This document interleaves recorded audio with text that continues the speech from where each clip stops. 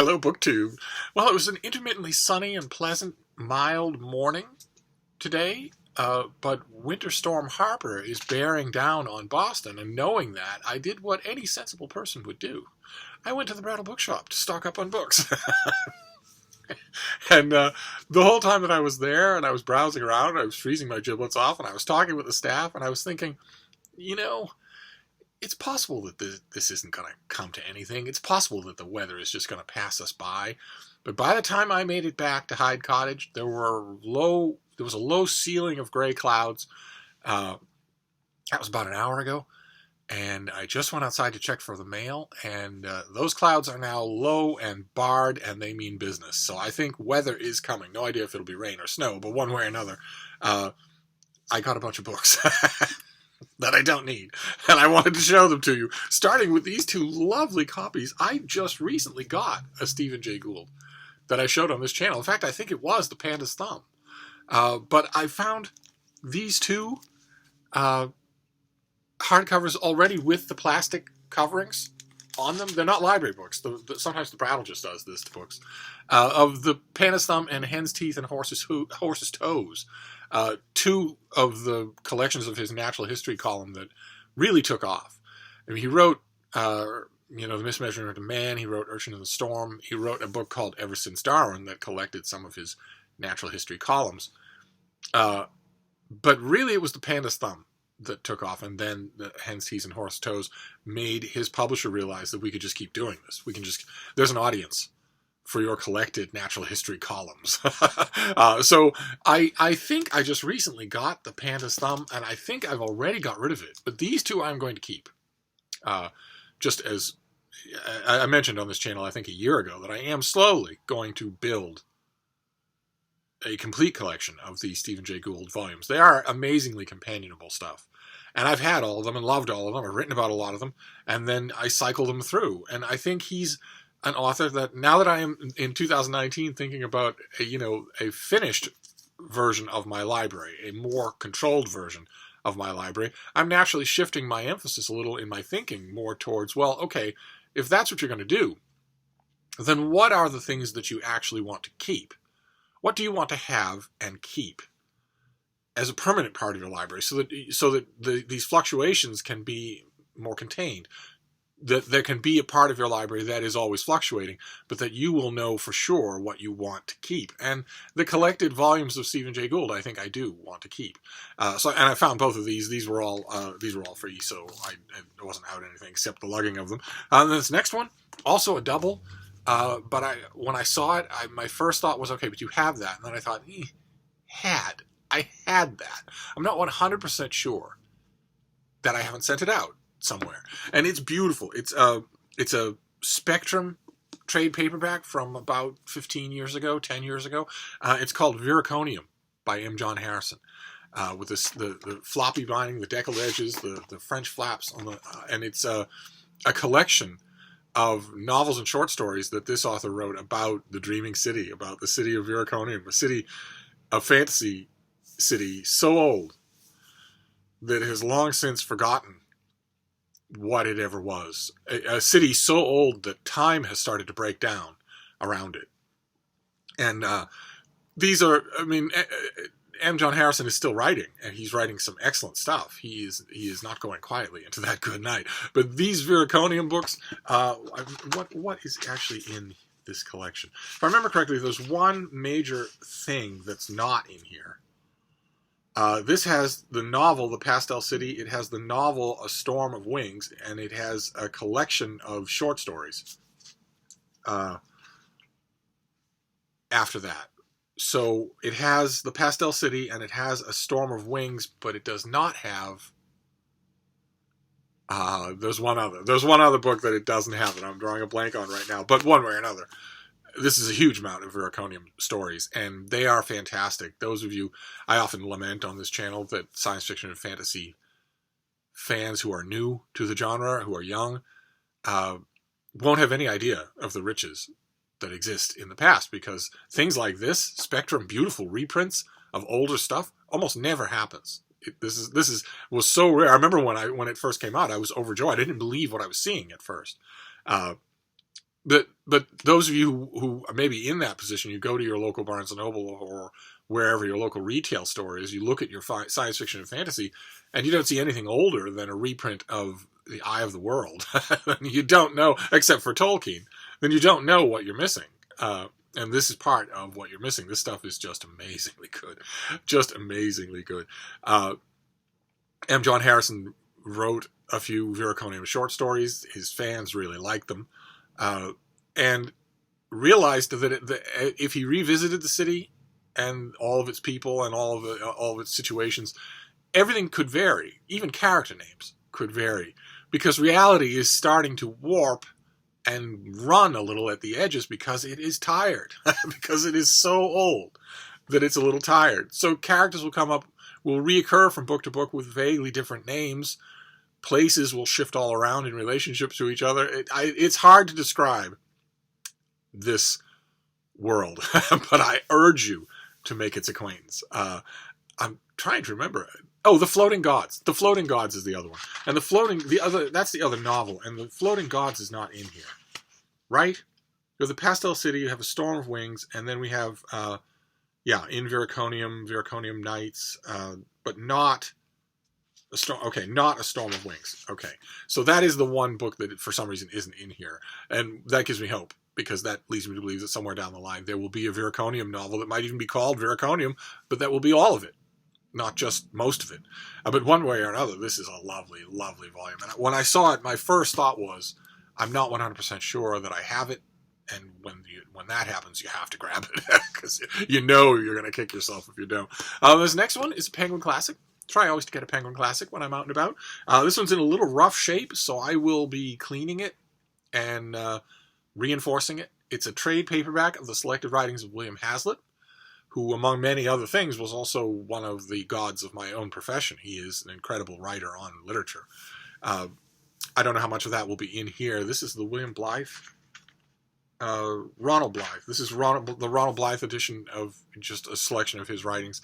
I have the Oxford selection of his writings. They aren't the same, and the critical apparatus is different, and I love Hazlitt, so I had to get this, but you can see it's a little bit worn, so I will, and it's got mysterious stains on it, so I will use a damp cloth to clean it off, and then I will use an indelible magic marker to restore the black all on the spine and on the front. And then I will use clear plastic packing tape to reinforce the whole thing. When I'm done with this, it will be indestructible. So, and I'm always welcome. I'm sure that once I put the effort into restoring it, I will then reward myself by taking an hour to reread it. Although I know a lot of Hazlitt by heart, it won't matter. This next one is by Simon Winchester, who went on to bigger and better things. This is a book of his that nobody knows. This is Their Noble Lordships, and it is a book about the British ruling aristocracy, the barons and the earls and the viscounts and the dukes and whatnot, and some of their outstanding stories, some of their oddities. There is a member of the British aristocracy who from time immemorial has been allowed to have his own army, and he still does. It's not much. You wouldn't. Batman could take it. Could take his army, but still. He's allowed by ancient custom to have it. There are a whole bunch of... There are counties that have the name of their duke or their earl, but the earl or the duke doesn't live there and never has, and vice versa. He rounds up all of those interesting stories and tells them in this book. And, of course, he tells them really well because he's a very talented storyteller. And I've had this book from time to time. In fact, once upon a time, I had it in a UK trade paperback. This is, a somewhat beaten up hardcover. This is not usual for the Brattle. I got all these things outside in the bargain lot, which God knows will be closed. The Brattle's not open on Sundays, but I can't imagine, even so, what that lot is going to look like tomorrow if this storm is as bad as people are saying. They're not. Right now, the weather forecasters are not predicting for Boston a huge amount of snow. They are for points north. It's entirely possible that Mark at Richardson Reeves will be making his next few videos from inside an igloo. But for Boston, it's supposed to be around... Right now, I think the forecast is 8 or 9 inches, and which wouldn't be bad, except that then it's going to freeze the 8 or 9 inches of snow is going to be followed. It's going to be chased by a long fall of freezing rain, and then a massive plummet in temperature, 35 degrees dropping in temperature, so that, I think on Monday night or Tuesday morning, will be down well below freezing, and that'll cause everything to just be a sheet of ice. Don't know what it's going to be like. It looks like it will be ugly. So I will have a chance. I will have time to reinforce all these things, especially since, ordinarily I might be thinking, well, are things going to be really bad for going out to run errands on Monday? But I'm not going to be doing that because Monday is a holiday here in America. So there's no mail. It's a spotty whether or not things will be open. I'm just going to give myself a long weekend, I think. But let's see. This next one is an Oxford University Press paperback of a book I love. This is Peter Khattak Adams' Snow and Steel, his enormous study of the Battle of the Bulge. The last desperate, completely insane military gamble that Adolf Hitler ever did, where he looked at his forces pulled into a completely surrounded and obviously defeated Nazi Germany. A sane leader at that point would have been suing for conditions, would have been making overtures of some kind or another. It wouldn't have been that some of his principals were doing that behind his back. He would have been doing it to preserve his country from any more ruin. But Hitler was crazy. and although he was surrounded, and although that hoop of steel was closing in, he decided, no, all hope is not lost. We will concentrate our forces, and we will strike west and north towards Antwerp, and maybe even towards open water. Totally insane. And costly. Because this ended up being a huge battle. The Allied forces that were surrounding Germany were pretty sure that no one would be insane enough to try that. So they were largely caught sleeping by this sudden advance of German forces against them that caused a huge bulge in their line, hence the name, the colloquial name of the battle. This was at the very end of the war in the West. The Allies weren't expecting the Germans to do this. So in some cases, the German troops were just rolling into their lines without them having any advance pickets or warning at all. And as a result, the Allied forces were caught totally off guard and forced into any number of incredibly desperate rearguard actions. So there's some of the greatest heroism among Allied forces in the entire war was displayed in this battle. And it also ended up being a huge battle. The biggest battle, I think, that the U.S. Army has ever been in. All of it wasted. All of it the product of the insanity of one man. All of those lives. All of that destruction. All because of one man. Because one man made a decision and was insane and was in charge. So, the Battle of the Bulge has a great history. A Time for Trumpets by Charlie MacDonald.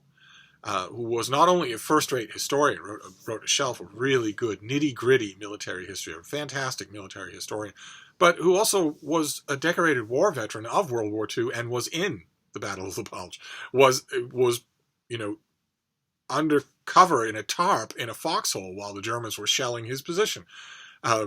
Left all that, survived it all, and then years later wrote what I think will always be the definitive history of the battle. This is not like the Peloponnesian War, where the sources are recondite and the layers of translation are many, and the secondary and tertiary sources shift and grow or shrink in reliability and critical acclaim. Now, the facts were known right away and were known from the start and were certainly known to the participants. So I don't know